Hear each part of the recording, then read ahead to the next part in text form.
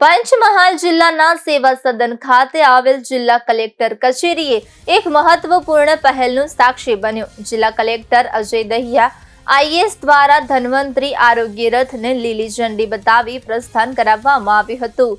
શ્રમ અને રોજગાર વિભાગ દ્વારા શરૂ કરવામાં આવેલ આરોગ્ય રથનો મુખ્ય હેતુ શ્રમિકોને ઝડપી અને સરળ આરોગ્ય સેવાઓ ઉપલબ્ધ કરાવવાનો છે.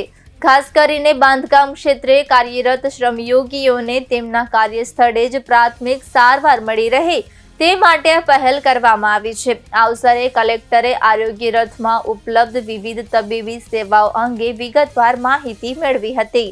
સાથે જ રથમાં રહેલા આધુનિક તબીબી સાધનોનું નિરીક્ષણ કરી સ્ટાફની કામગીરી અંગે સમીક્ષા કરી હતી. તેમણે સંબંધિત અધિકારીઓને જરૂરી માર્ગદર્શન અને સૂચનાઓ પણ આપી હતી.